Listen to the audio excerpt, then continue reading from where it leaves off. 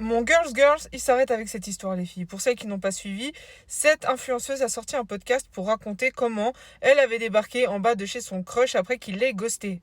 Je vais vous dire, selon moi, tout ce qui ne joue pas dans cette histoire.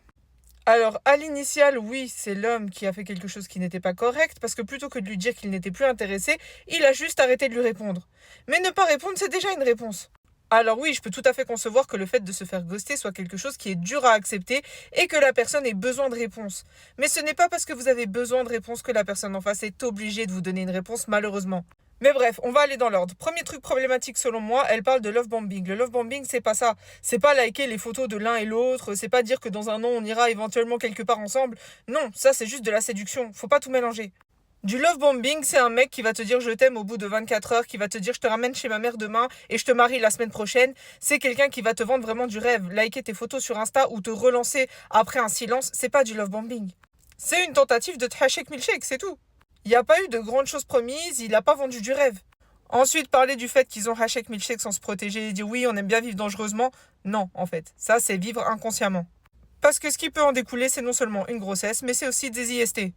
Et je vous rappelle que encore en 2025, il y en a certaines qui ne se guérissent pas. Ensuite, se faire ghoster, envoyer tout un tas de messages pour essayer d'avoir une réponse, voir que tu n'obtiens pas de réponse, et taper 800 km pour débarquer à 4 en bas de chez lui, c'est pas ok. Parce que tu ne peux pas forcer une personne à avoir une discussion qu'il n'a pas envie d'avoir. Le consentement, ça va dans les deux sens, les filles. Même si c'est pas cool, même si c'est pas sympa, même si c'est pas éthique, la personne dit non, c'est non. Ensuite, débarquer à 4 en bas d'une adresse que tu n'es pas censé avoir pour essayer de forcer une discussion, je suis désolée, ça fait peur.